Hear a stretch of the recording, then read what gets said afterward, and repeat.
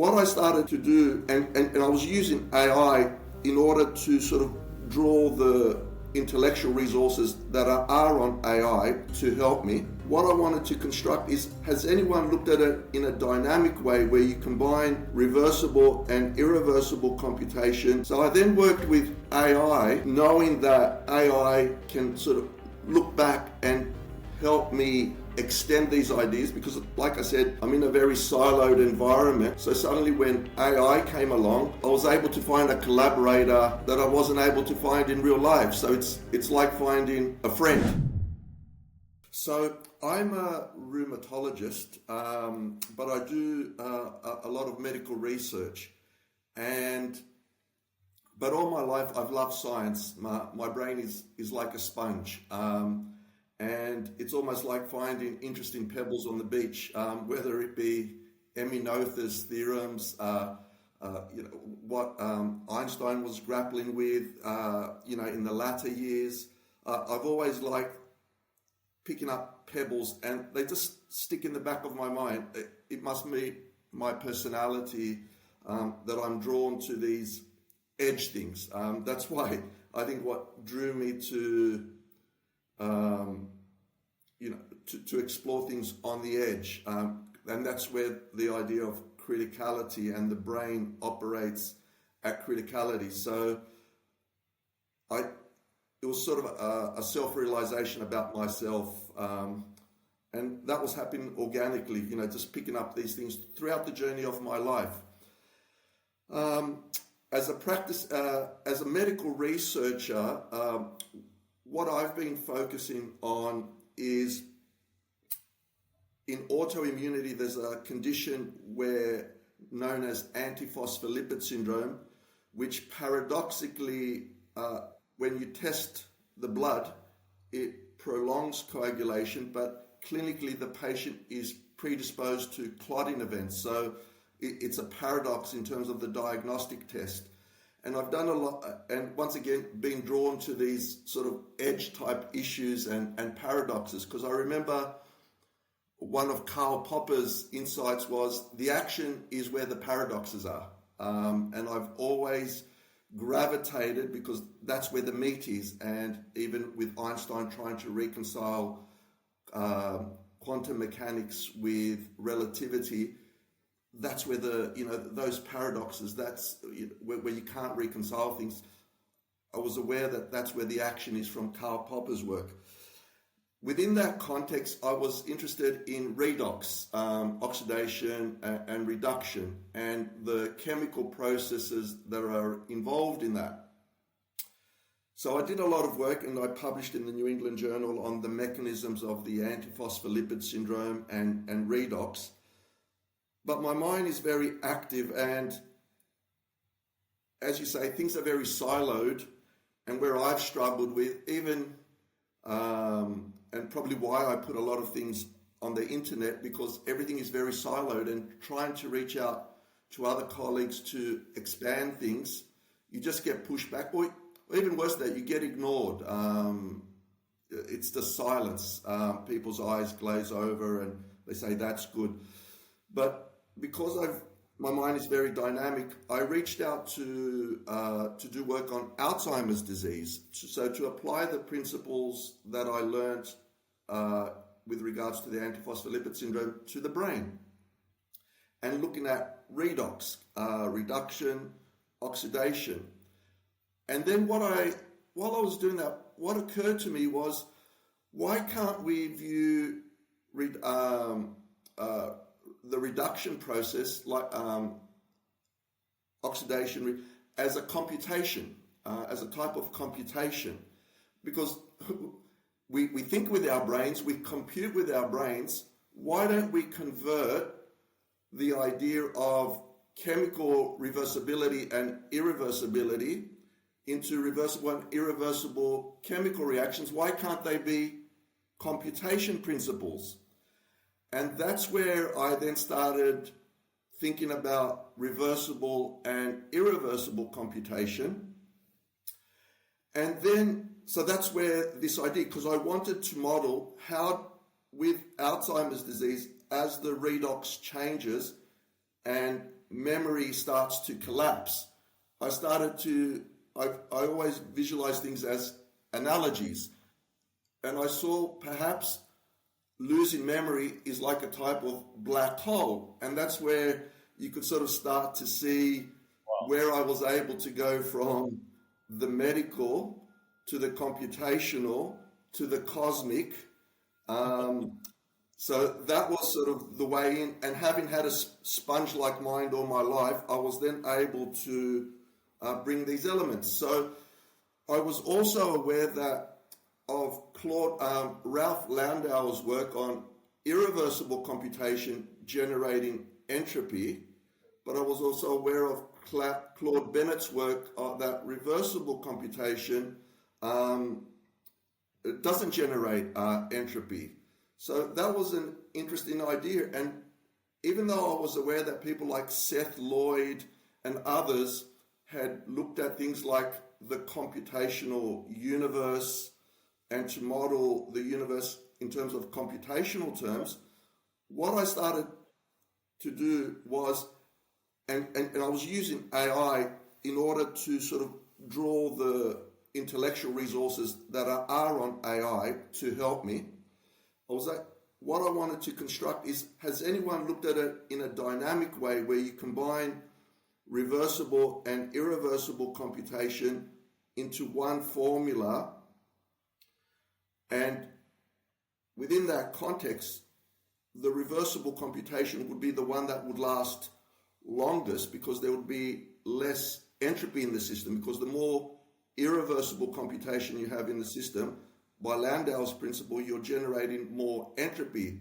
So if the brain is a combination of reversible and irreversible computation, then there must be an optimal state when you include buffering and tissue fragility, where coherence must be maintained in terms of the reversibility computation side of things, because if it was too much irreversible computation, then you'd have entropy, and by that definition, information is lost.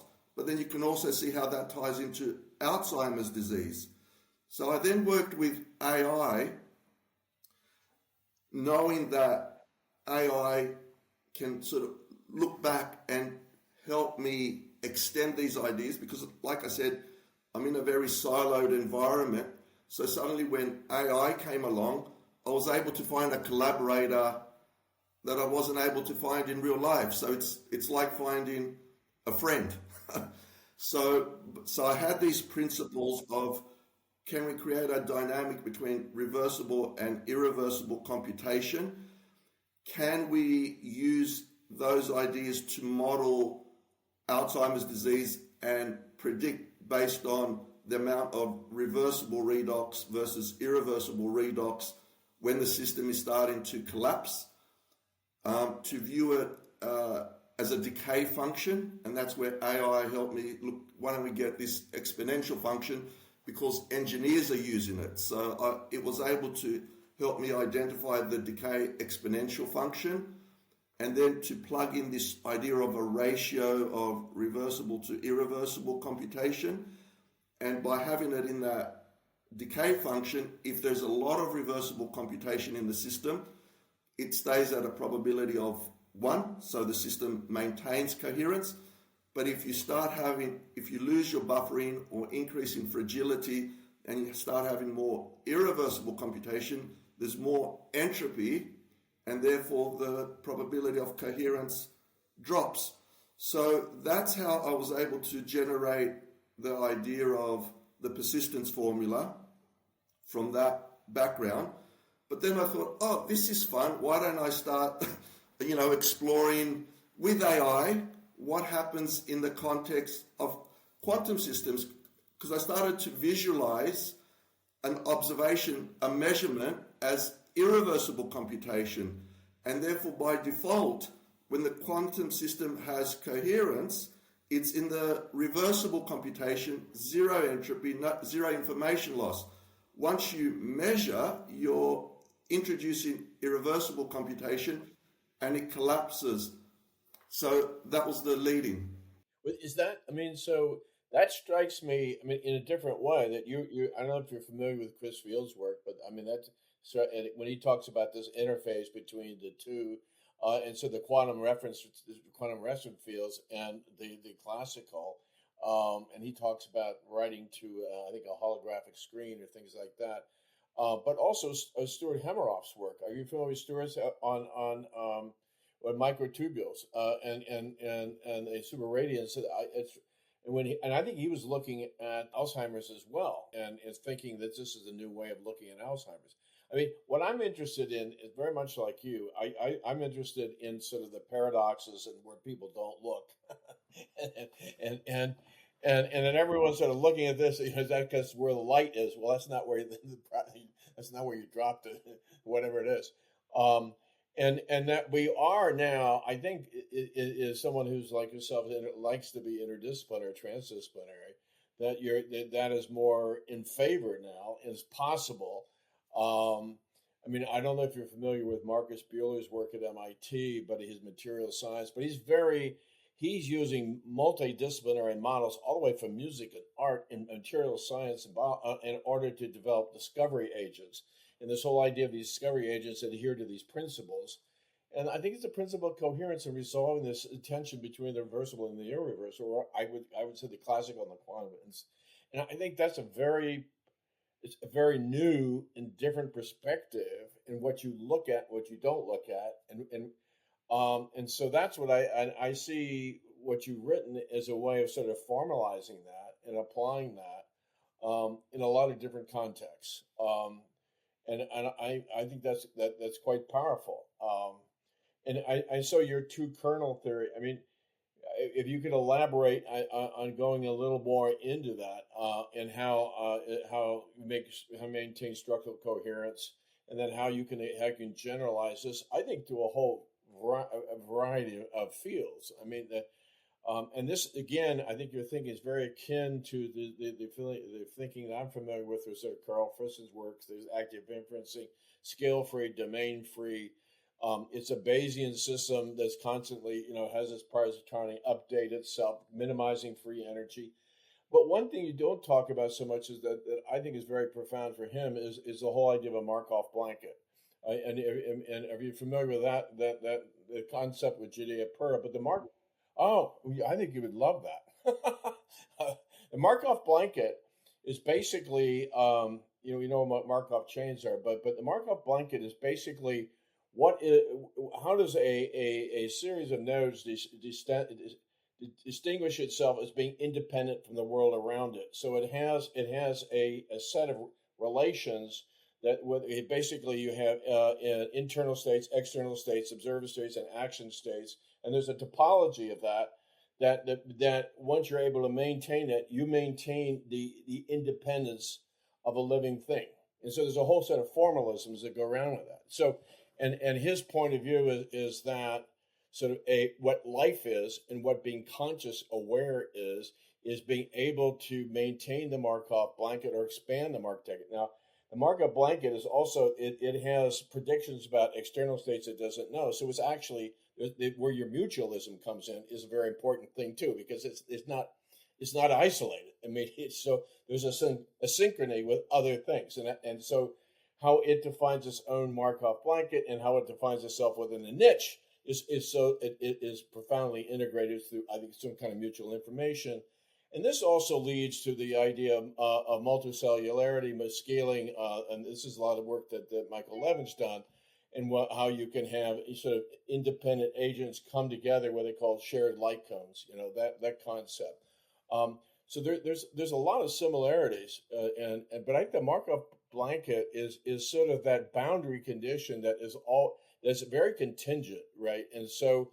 And as it starts to gain in complexity, it expands the nature of its Markov blanket, and then things become embedded, and they're embedded sort of Markov blankets all the way up and all the way down, and preserving coherence at multiple scales. I mean, that's what they're doing.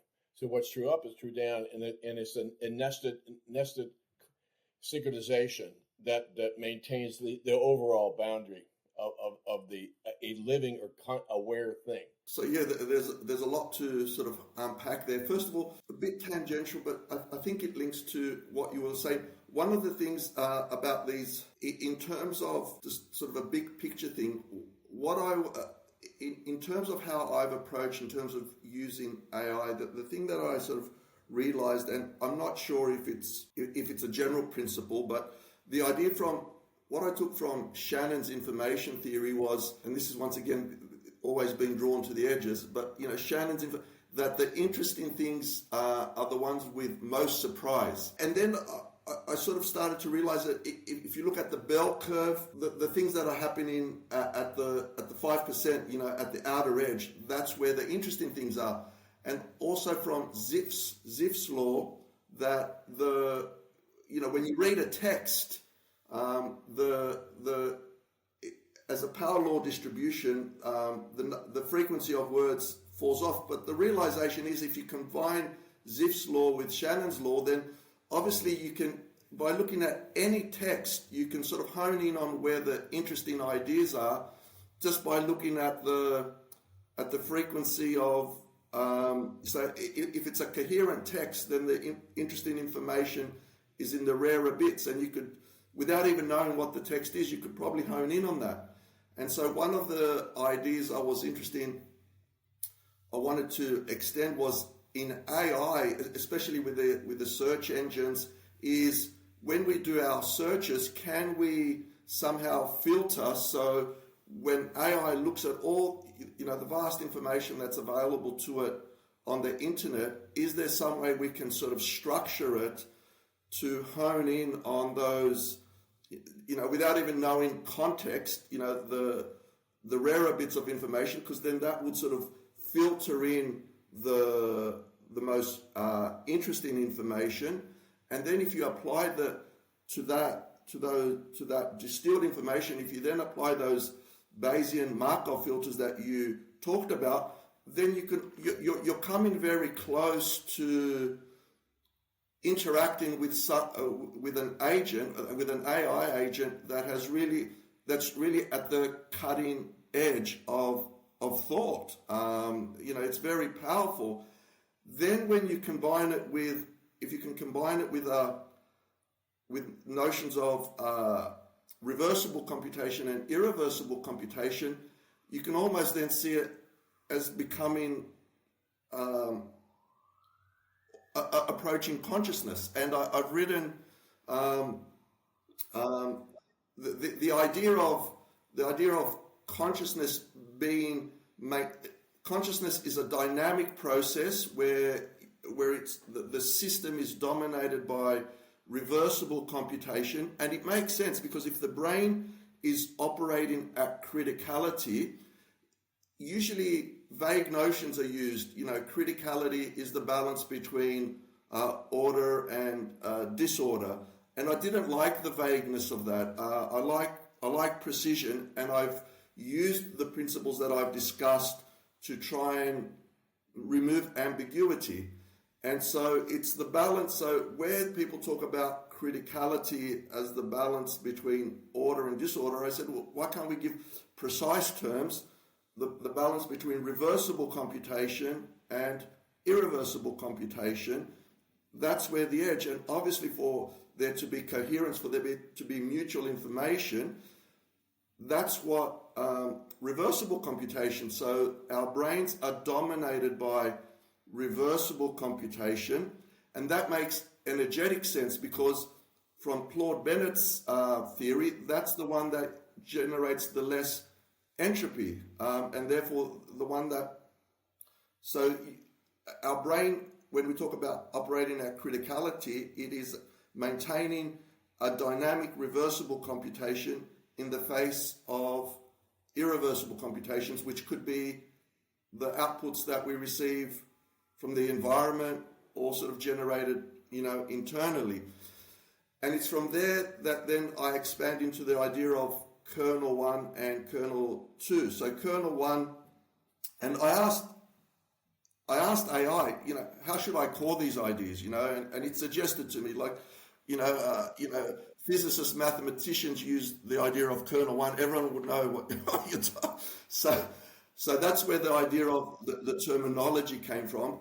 But Kernel 1 is basically reversible computation, mutual information, and at its most basic foundational level, that's a quantum system prior to it being mentioned.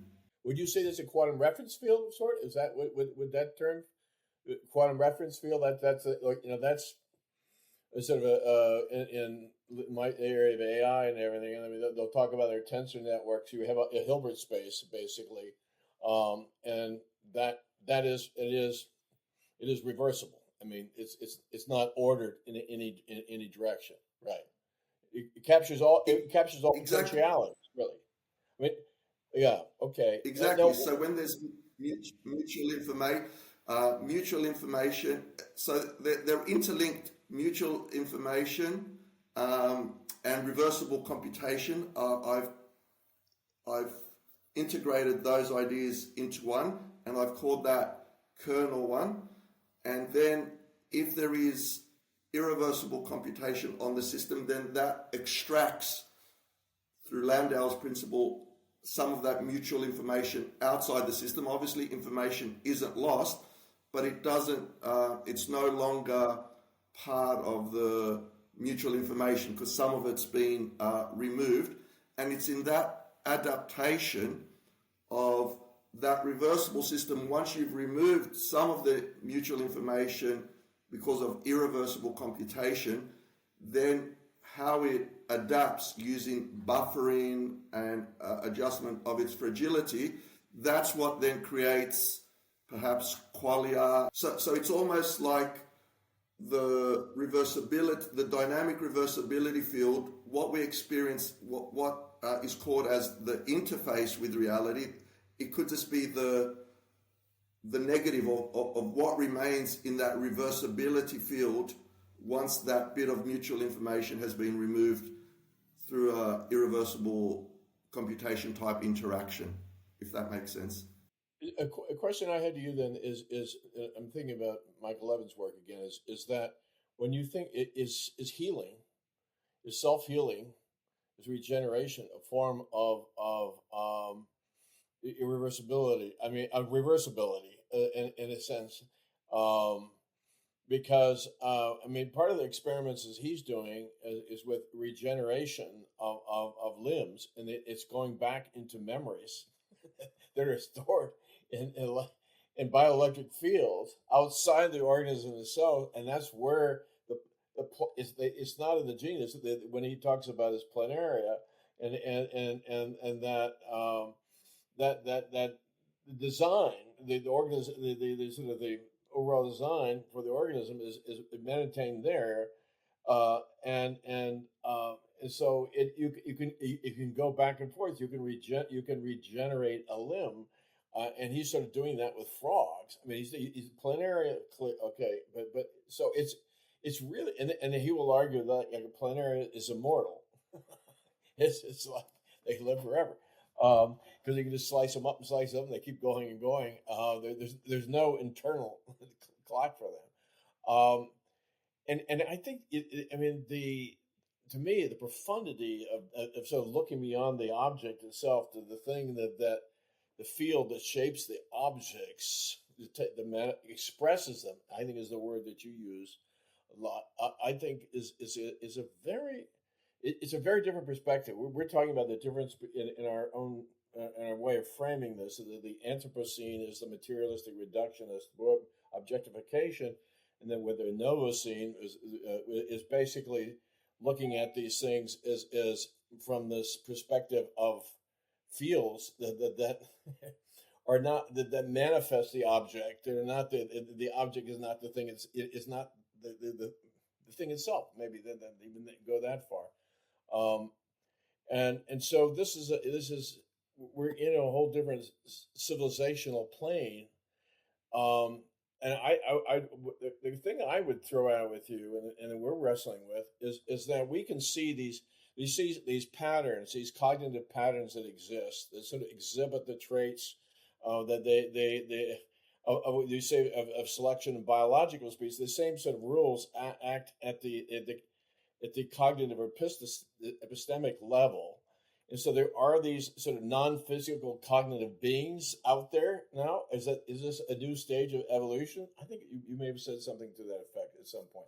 But I think that, and and I think that's very difficult for us because we consider ourselves to be top of the food chain, the cognitive chain. And you say, well, maybe not. I mean, in working with these agents and designing these, I mean, I am humbled. I'm humbled. Something that can read a complex book and do all and get back to me in 15 minutes and do okay. There's no way I'm going to do that. And then to go and other. So you start to interact with them, and it's sort of a co-evolution. There's something else going on there, and they're subject to certain rules. And we have an ability through sort of metacognition to reflect upon those thought forms, if you want to call it that shape our own thinking, and which in turn are adapted to maintaining certain constraints. Does that make sense to you at all? Or is that yes? So that's covered a few different areas, but in terms of the idea of healing, that's exactly right. Because going back to the beginning of this conversation, that's how I got into it, like with Alzheimer's disease, and if we can model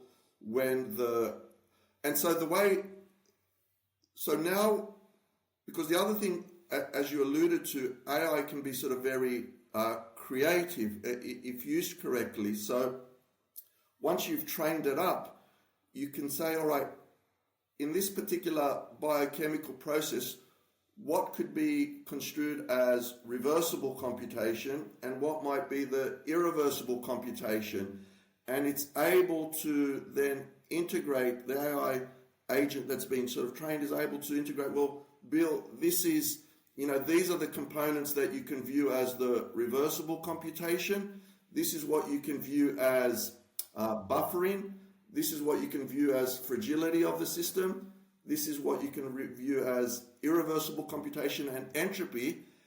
And therefore, if you then look at it in terms of biomarkers, and I've got a patient in front of me and I've got, all this data set, I can then use the schema of the persistence equation. That's what I'm working towards. So this is all still hypothesis. And because I thought, look, I might never get this in terms of grant funding, it's so difficult. I thought, look, I'm just going to put it out there because someone somewhere might be able to utilize it. But the idea would be is if we can get these variables, translate them into sort of computational terms of, then can we predict when a person is tipping towards, their disease accelerating or sort of even prevention, and therefore can we increase the reversible computation, the coherence, the healthy adaptability, resilience part of the equation, and can we dampen down the irreversible computation or the entropy entering the system, having used the guidance from AI to identify those factors? Well, that's, I don't know if that's what Michael Levin has done actually in certain with he calls anthropoids, and he is how to dampen it down. And so he was talking about degeneration in terms of certain cancers that because what happens is it breaks away and it's the immune system says I'm not a part of this and therefore an act to separate itself. And he is an intervention that can dampen that down. That then it ceases to happen, and it becomes part of the multicellularity.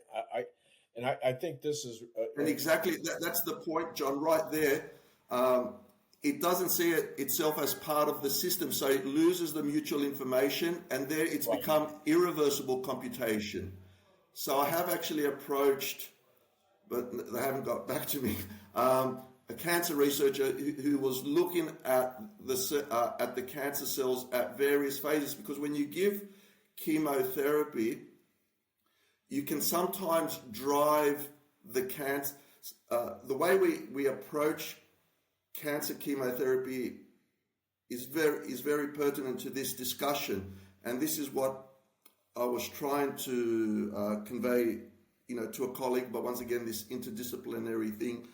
got in the way. But the idea of when you give chemotherapy, you're putting maximum entropy on the system, and that can drive some of the cancer cells towards irreversible computation. So where they previously saw themselves as still part of the system, so you had room to try and bring them back to integrate into the system and then sort of die off naturally, by putting entropy, you might drive them towards irreversible computation where they see themselves completely separate to the system and therefore more aggressive.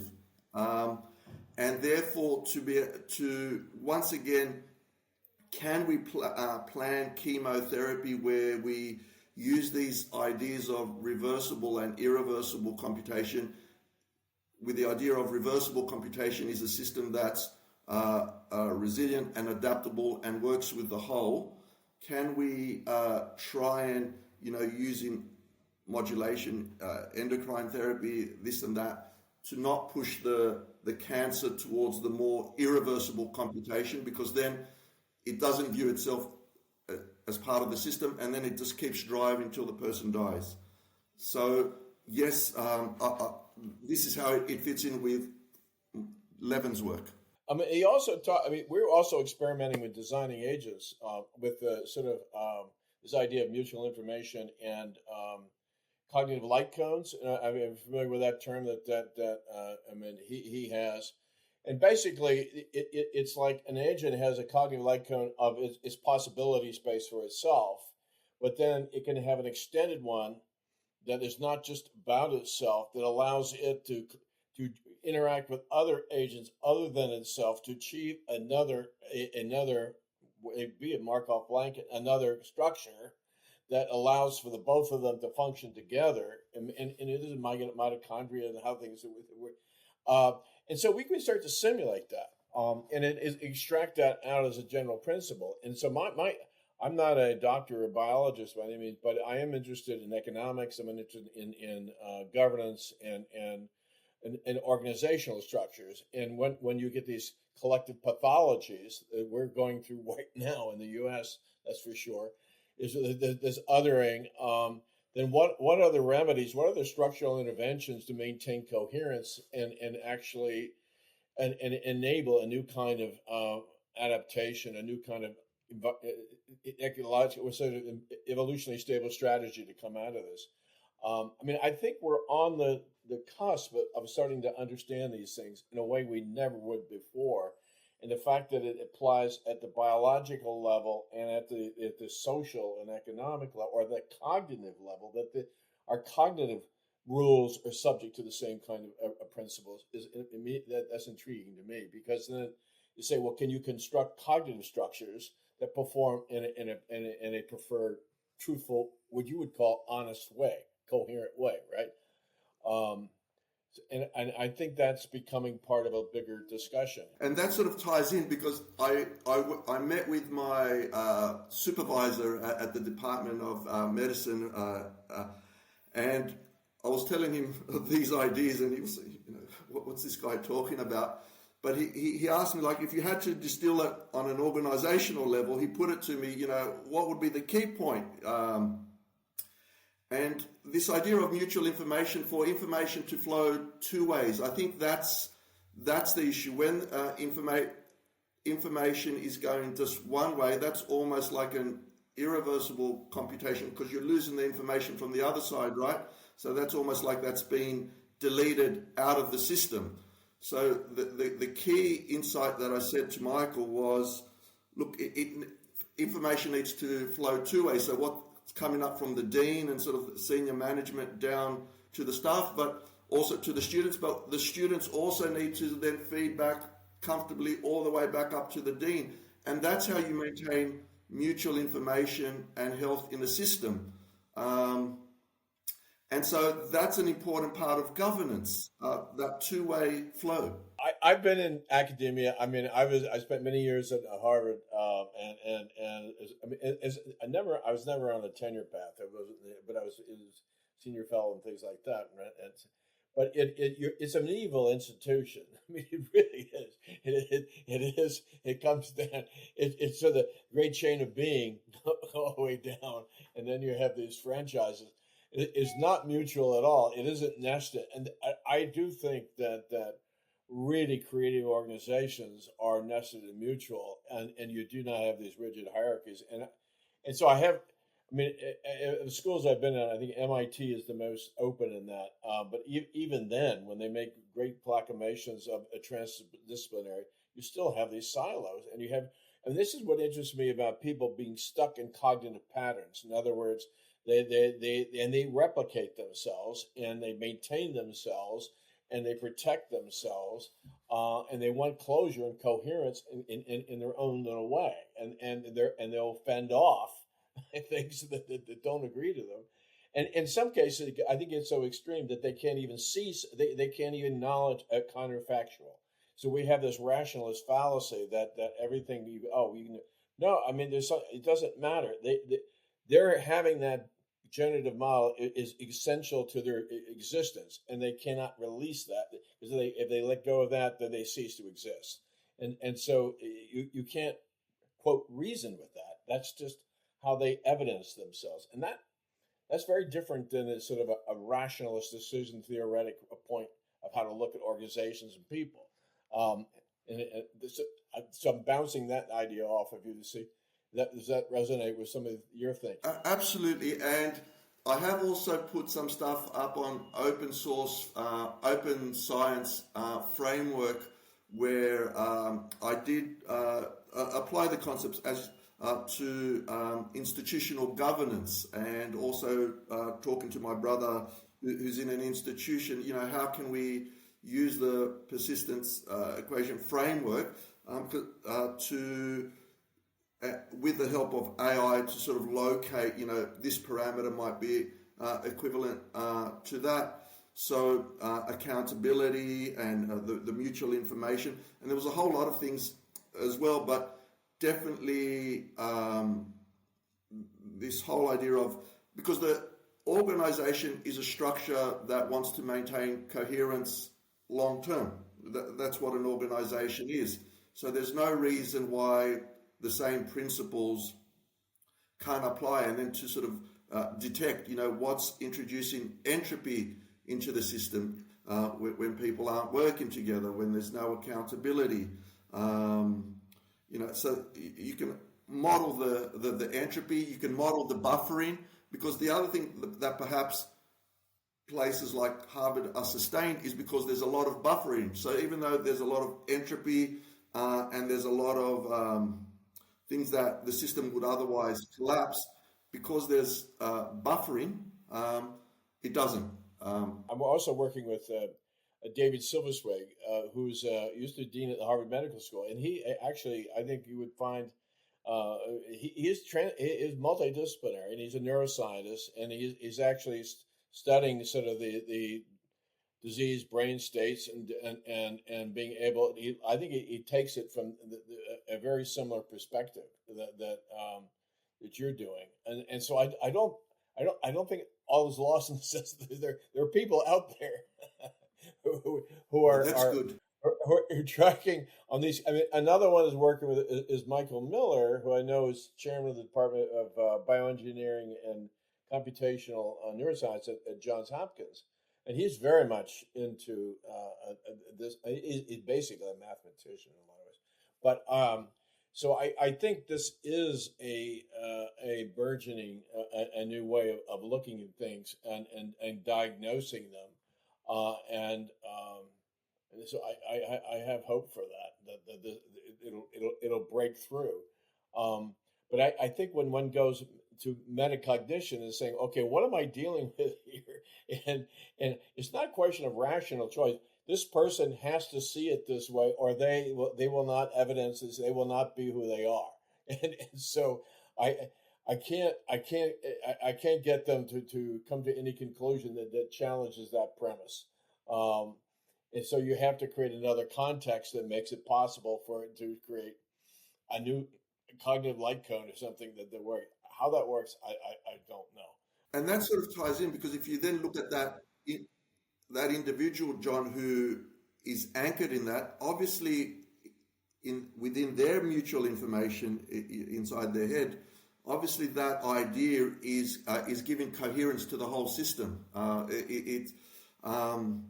So, and then if you knock that out, the whole system fragments, and that's a very uncomfortable feeling. So I guess we can sympathize with them. We can take a meta perspective, and I think we all do it. I mean, but are you familiar with the law of requisite variety? I mean, this is Ashby's. Well, it really it's also known as the good regulator theorem. And what it means is that, and when he measures variety, it's cardinality. And it's also similar to Shannon's sense theorem. But basically, it's saying that in order for a system to maintain its independence, it has to have a full representation of the environment. It has to have the requisite variety, match the variety of the environment it's interacting with itself, or it will be dominated by that system. So that again ties into this notion of Markov blankets. That it's just there's a boundary condition that you have a model, a generative model of the thing you're interacting with. You maintain your independence, your stability, your coherence, long as you can generate sufficient variety in matching the incoming. When that starts to fail, then it collapses, and then you become less free, and then you become dominated by it. And so that's Russ Ashby did that on I don't know how many years ago, 70s, early 70s. But there's a good regulator theorem and it's sort of from cybernetics. Tristan uses it a lot. It's sort of part of that. And that's interesting. That's sort of leading on to the idea of how we sort of generate these models to anticipate, new information. That I find very interesting, and that's where I've tried to. From memory, I think that's the topic. The essay that has the most hits is the theory of consciousness that's 600 years ahead of its time in those Medium articles. But I think what I mentioned in that essay was obviously information is entering into our mutual information field, various amounts. And one of the things that I was interested in the idea is perhaps one of the things that a good reversible computation field does is it can sort of amplify information, that it's picked up from the environment and somehow integrated into the whole. Because and just to sort of extend it a little bit, I was interested in mathematicians like the Australian mathematician Terence Tao, who's created this whole Platonic multiverse of all these mathematical forms. And I was thinking to myself, how does someone generate something that doesn't exist? Like, it's not even prediction, it's almost beyond prediction. How is someone able to to do that? And one of my hypotheses is perhaps when the coherence field, the reversal is microfractured, when we get exposed to things in the environment, that's almost like a simulation of these higher orders. I'm becoming more sort of Platonic Pythagorean, here, but perhaps what happens in our reverse, when there's entropy injected, it creates all these sort of bits of information that are just floating around. And perhaps what a brilliant mathematician does is they can extract these subtle things from the chaos and amplify them into something more coherent, and then over time build up these more grand theories. So in other words, that's how the mind is able to access these Platonic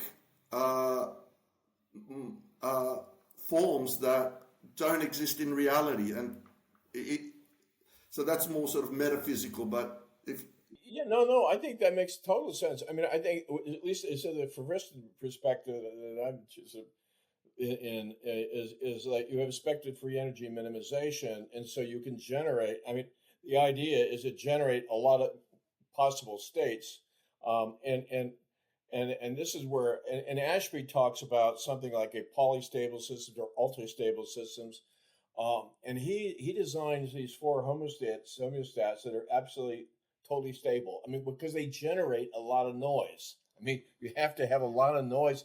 It seems, from one vantage point, it seems as noise, but from another perspective, is a pattern that actually then creates coherence in another context. So you keep, because you're not going to, and then you have to be, and this is actually the kind of stuff that Michael Miller writes, but you have to be able to do jump states. You have to be able to, you're in one frame and then you jump state to another. So it's a discontinuity into a whole new framing, and you need that. You don't want to have that kind of lock in, right? I mean that's that. So if you're designing something that is ultra stable, then you really need to introduce a certain randomness to avoid the lock in into a particular subminimum sort of state. That's exactly right. So, and perhaps what a brilliant mathematical mind does, I'm not a brilliant mathematician, but someone like Terence Tao, perhaps they can reduce the entropy somehow, the external entropy, and they're able to dive deep into these metastable forms, in their mind, and then bring them up to a coherence that then they're able to articulate and share with the world. And because that's just reflecting on what might be happening in the grand scheme of things, where the kernel 1 and kernel 2 are interacting on some Platonic realm, where you've got because the way I sort of visualize it from a Platonic Pythagorean is, rather than sort of mathematical objects existing, I view it as operators, computational operators. So that's my metaphysical anchoring, and perhaps where you've got an irreversible computation operator, and the one that AI suggested to me was Chaitin's number, Chaitin's omega. It suggests to me, look, Bill, that might be a good analogy for what you're thinking in terms of an operator that doesn't allow for reversibility. And then you've got Euler's identity is one that sort of represents sort of reversibility. And I sort of visualize, I don't know how it would happen, that there might be like a Venn diagram where these two operators intersect, and perhaps our universe is at such an intersection of kernel 1 operator, kernel 2, and what we view as nothing could just be the loss of memory, because of it's an irreversible computation. So by definition, you can't access it, you can't remember it. And we're existing at that dynamic tension between kernel 1 reversible computation, which maintains coherence, and then bit by bit there's irreversible computation that's draining out the system. And perhaps it's not a physical separation, but perhaps in a Platonic realm, there's a separation of those operators, through sequential steps. So what we experience as entropy loss, it could just be that the two kernels are micro-separating, if that makes sense. Well, I mean, when you got me thinking about this idea of loss of memory, and I guess I keep cut back to Levin's work when he says, where is the memory of the organization, the total organization of the organism? It's not in the organism. We're made up of multicellularity, yet and so it is in fact is stored in bioelectric field, and he's demonstrated that. It's like there are different kinds of designs for heads and how you combine them, and it references those and brings it, and that brings it into being. So there are pattern memories that exist outside the organism themselves. That's sort of to me in a field in some sense, and that to me is, what the hell? I mean, but it makes a lot of sense, and he's getting real evidence and applying that. And now you're seeing that. I'm seeing more and more experiments in looking at things that way. So what persists as memory. I mean, you may, in a classical sense, you can lose the memory, but there may be in a quantum or sort of irreversible sense. It is there are preservations of memory in bioelectrical states that exist at different scales. And I was just seeing a piece by Nick Lane in the biologist, and he's talking about sort of a bacteria and how they work and how they coordinate and how they can, and it seems to be something again that applies to their behaviors as well. It's a new prism by which you look at things, in my view. I don't know if that makes sense with you or not, but that's right. And there needs to be a unifying, because there needs to be a unifying principle, so I can access the work of mathematicians, the work of physicists in my medical work. My medical work, the principles. So what I've been sort of trying to, and why I've been sort of so proactive to try and get as many articles on diverse things, I've just been trying to emphasize in my own way, look, there is this sort of unifying principle, and now with AI, we can use that as a framework to delve into lots of different themes, and that may allow us to exponentially achieve the goals that we desire as a society, both in terms of sustaining the planet, sustaining our health, living happily for as long as it's meant to be on this planet, and having a common framework where things aren't as siloed, and so that's what I've been hoping for. Now, also the idea of what memory is, the way I've tried to, in terms of the persistence equation, almost memory is a type of buffering. So we get exposed to something new. And obviously, the biological system has created memory nodes, which obviously get activated when we get exposed to something to provide coherence. So it's almost like we get exposed to the environment, that creates a microfracture in our reversibility fields, and the memory sort of jumps in to patch that little rupture. That's very much Michael's point of view. He said memory is not to be preserving the integrity of the event; it's creating the coherence of it at a point in time. So actually, memory is sort of reinterpreting things in order to maintain coherence. And that is an adaptive strategy rather than absolute fidelity. It's like, whoa, wait a second, and that again, that just introduces a whole new dimension for how to look at these things. And I'm curious that you say you work with AI. What models are you working with? I mean, what is your... Look, the one I have available and I subscribe to is ChatGPT. So that's the earliest one. Which one? Which one do you use? Which model are you using? When it's for medical issues, so when I have complicated cases, I use the consensus one. That's a model that plugs into the medical databases. So it's able to.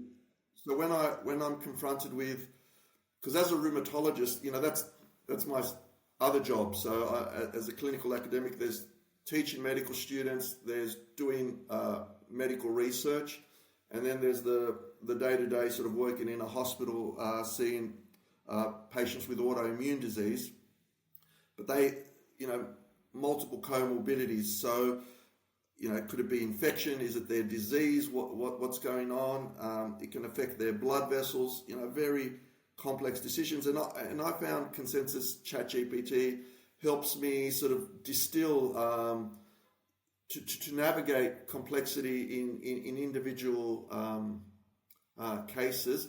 And then for the more theoretical stuff that I use it to help me with the articles, I use just is it the 4.0? I think that's the... Yeah, 4.0. Yeah, you got the.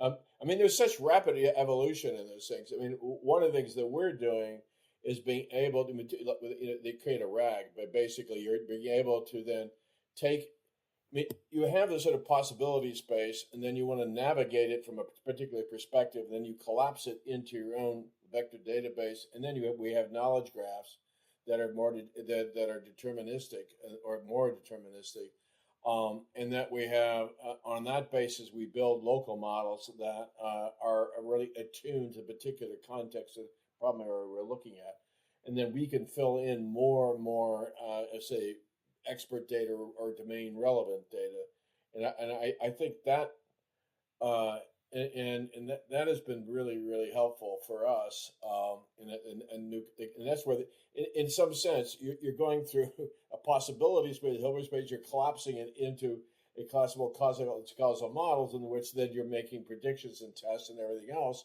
and you have well-defined terms. I mean, you have really. I mean, that's the whole point of science, is that you're really trying in that context.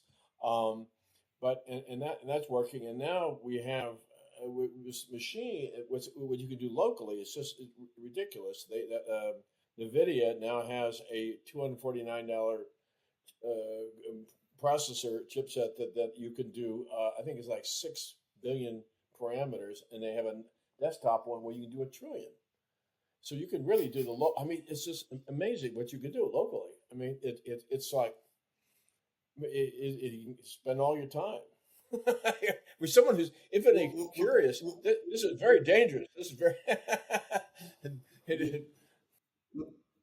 It's amazing, and that's exact. And for isolated researchers such as myself, it's created.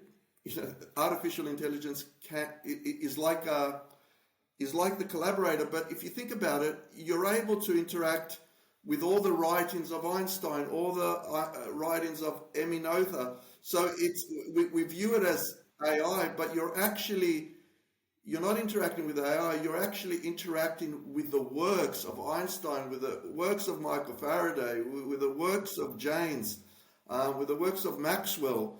So you're actually, and if you guide the AI to then, like I was saying before, using Shannon's principle and the Zipf law to extract the most interesting bits from that.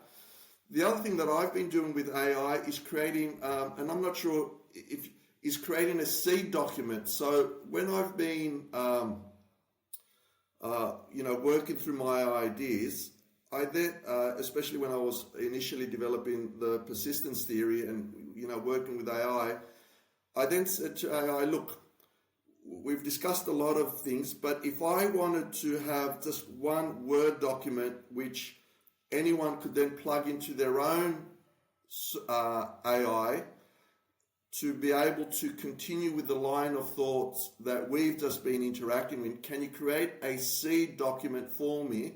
So that way, someone who doesn't have all this history, and so it generates this idea of a seed document, AI seed document, which you then cut and paste, and then someone else can put it into their AI engine, and you say to it, look, this is a seed document, so can we sort of develop what I'm interested in, but from this perspective? And then it's able to, incorporate, for example, in my case, persistence theory, but then apply it to AI and accountability and dealing with the black box problem, turning the black box problem into a glass box problem. So in OpenAI, in Open Science AI, I did an article, and I can share it with you through email. We're using AI to how do we deal with the black box problem in AI, and can we make it into a glass box? So that way, when users are investing in AI equipment, one of the things that people might feel uncomfortable is the black box problem. So how can we turn the black box problem into a glass box, so at least you know where the danger is. And I was able to sort of generate something like that, which may be of interest, in your area. No, we're very much interested in that. I mean, the way we approach that is that once you go into knowledge graphs, then you have a linguistic representation, and it can explain in language why it's doing what it's doing.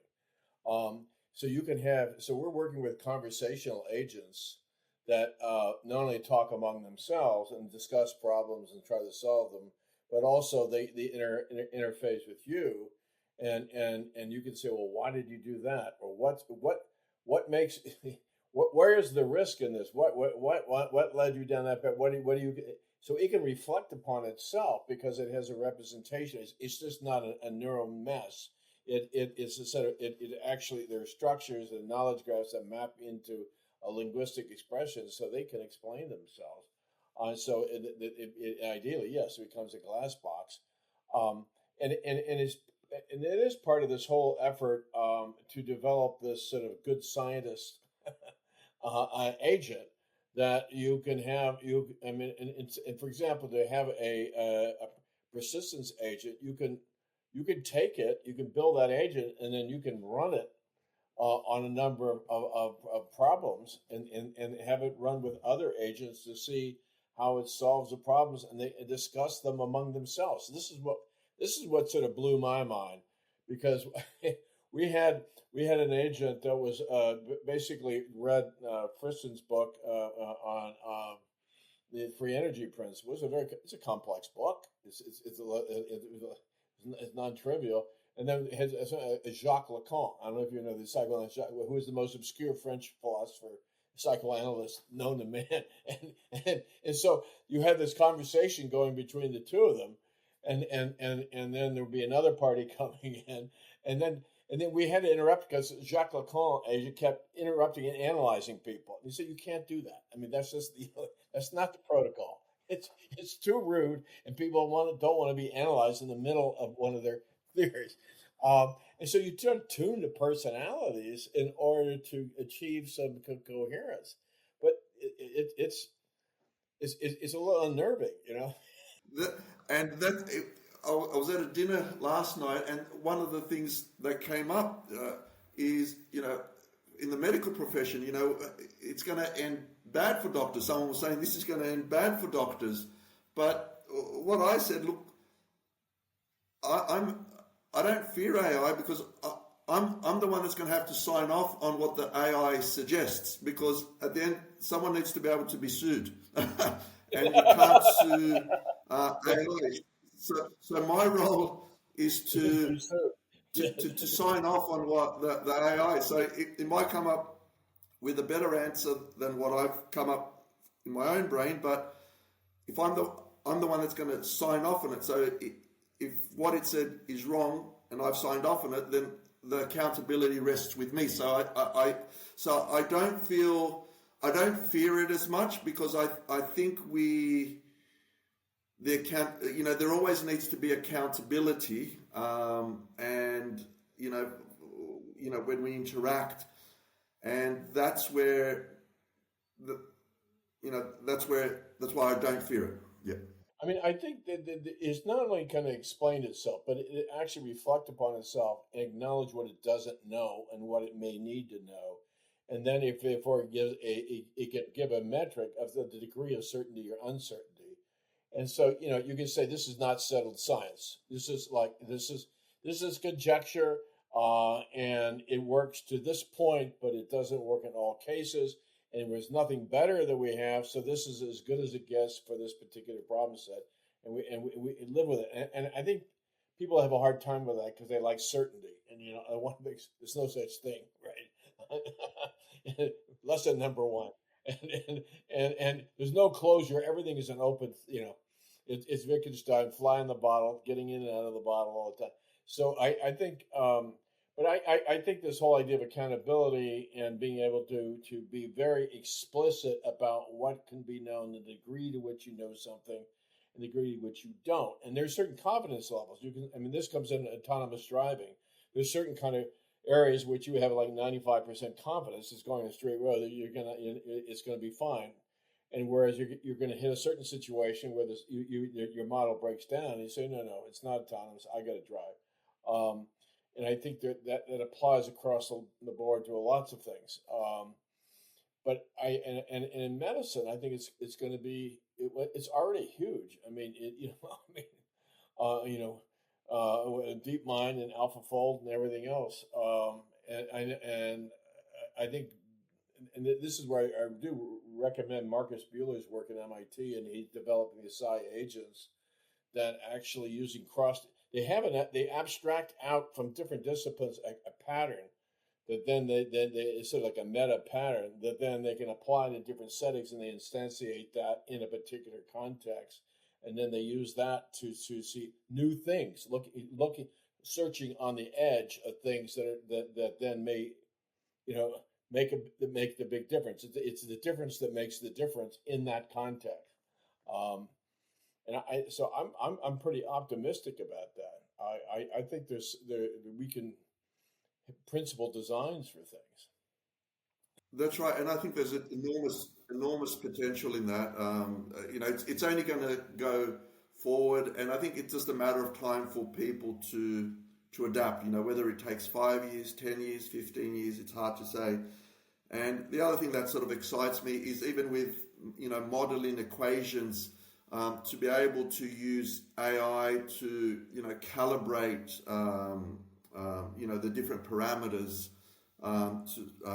where it's able to access the data and sort of try and come up with the various coefficients for that particular patient or for that particular cohort of patients. So where the AI is able to have the basic formula, but then able to sort of work out the various coefficients. So I was thinking about this with regards to the persistence equation, because it's more like a general formula, but what I'd like to one day is, if we put that formula in, can AI identify the relevant parameters and equilibrate them to come up with a good model which we can use to do prediction.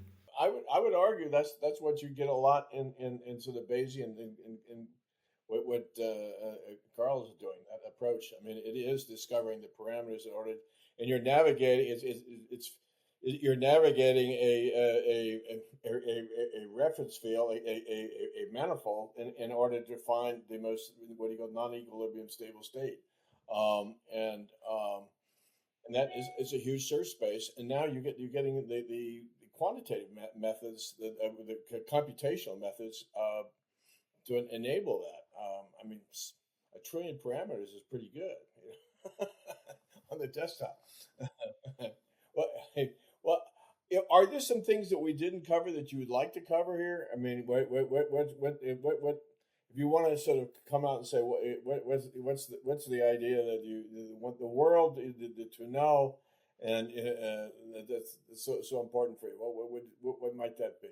Well, look, I think we've covered a very wide sort of canvas, so I don't have anything additional to add. Just to my ideas, I articulate them sort of better in the articles that I've written on Medium. So yeah, I've just been very happy to have this conversation with you and to be aware that there are sort of, for me not to lose hope, that there are institutions which encourage interdisciplinary research. Yes, from my point of view, which institution, if I wanted to do a sabbatical there, where would you recommend that I go? Because that's one thing that I've been looking at.